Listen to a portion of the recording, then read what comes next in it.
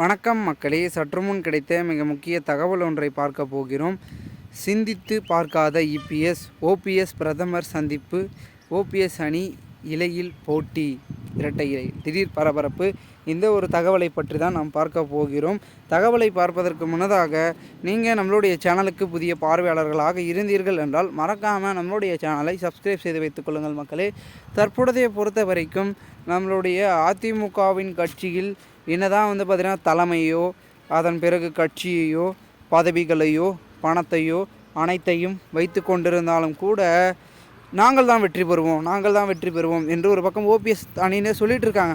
ஆனால் அவங்க சொல்லிகிட்டு இருக்காங்க தொடர்ந்து சொல்லிகிட்டு இருக்காங்க. வெற்றி என்பது வருதா இல்லையான்றதும் பார்க்காம, சரி இது ஒரு விடாமுயற்சி அப்படின்னு சொல்லிட்டு இருந்தாலும் கூட தற்சமயம் வரைக்கும் இரட்டை இலை சின்னம் நம்மளுடைய எடப்பாடி கையில் தான் இருக்குது இப்போதைய வரைக்கும். அதை டெல்லி மேலிடத்தின் மூலமாக எடப்பாடி பழனிசாமி கையிலிருந்து தூக்கி நம்ம பெற்றுடலாம் அப்படி இப்படின்னு நினச்சாரு நம்மளுடைய பன்னீர்செல்வம் அவர்கள்.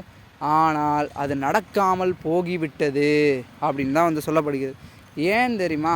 அது நம்மளோட ஓபிஎஸ் அவர்கள் ஒருங்கிணைப்பாளர் அப்படி இப்படின்னு ஏதோ பேசினாருங்க. ஆனால் எதுவுமே சரிப்பட்டு வரல.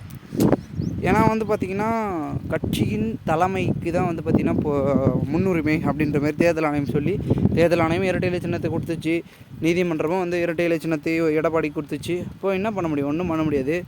ஆனால் நம்மளுடைய பார்த்திங்கன்னா இபிஎஸ் அவர்கள் சொல்கிறது என்னென்னா, என்ன செய்தாலும் சரி வெற்றி எங்களுக்கு தான் அப்படின்ற மாதிரி அவர் ஒரு பக்கம் பார்த்திங்கன்னா சொல்ல வேண்டியதை சொல்லி கொண்டிருக்கிறார் என்று கூறப்படுகிறது. மேலும் தேர்தல் பணியில் இருக்கக்கூடிய நம்மளுடைய எடப்பாடி பழனிசாமி அவர்கள் மேலும் பார்த்திங்கன்னா நிறைய விதமான தகவல்களை குறிப்பிட்டு கொண்டிருக்கிறார் நம்மளுடைய ஆளுங்கட்சியை குறித்து.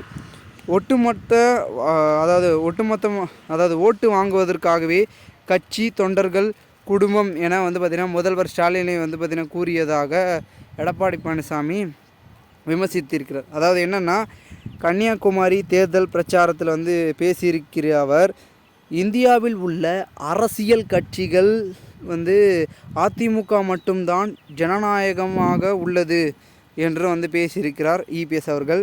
மேலும் கட்சியையும் நிர்வாகியையும் குடும்பமாக பார்த்துதான் நம்மளுடைய ஸ்டாலின் அவர்கள் திமுக தலைவராகவோ ஒரு தொண்டனை நியமிக்கப்படாத ஒரு முக்கிய பதவியில் குடும்பத்தை சார்ந்தவர்கள், அதாவது வாரிசை சார்ந்தவர்களை தான் நியமிக்கிறார்.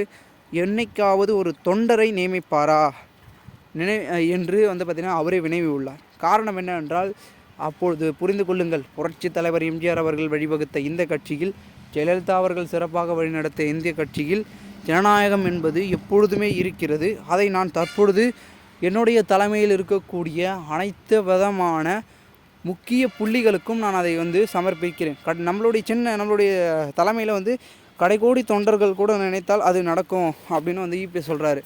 ஆனால் அந்த மாதிரி இப்போ இருக்கான்னு கேட்டிங்கன்னா அது தொண்டர்களை தான் கேட்கணும். இபிஎஸ் அவர்கள் சொல்லுவாருங்க, அப்படின்னு சொல்லுவார், இப்படின்னு சொல்லுவார்.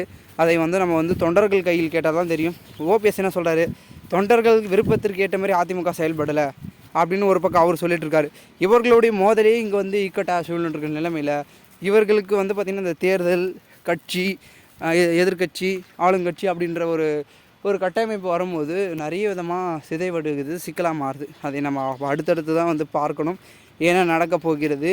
மீண்டும் இலை பார்த்திங்கன்னா இபிஎஸ்க்கு கிடைக்குமா அப்படி இப்படின்றத ஒரு எதிர்பார்ப்பு எழுப்பப்பட்டிருக்கிறது. அதை நாம் சற்றே பொறுத்து பார்க்கலாம் என்ன நடக்கப் போகிறது என்பதை. மேலும் இது போன்று நீங்கள் அரசியல் சார்ந்த உண்மை நிலவரங்களாம் தினசரி தெரிந்து கொள்ள நம்மளுடைய தமிழகத்தின் அரசியல் என்னோட சேனலை சப்ஸ்கிரைப் செய்து வைத்துக் கொள்ளுங்கள் மக்களே. நாம் அடுத்தடுத்த வீடியோவில் சந்திக்கலாம். ஆனால் அதுவரை உங்களிடமிருந்து விடைபெறுகிறேன். நன்றி, வணக்கம்.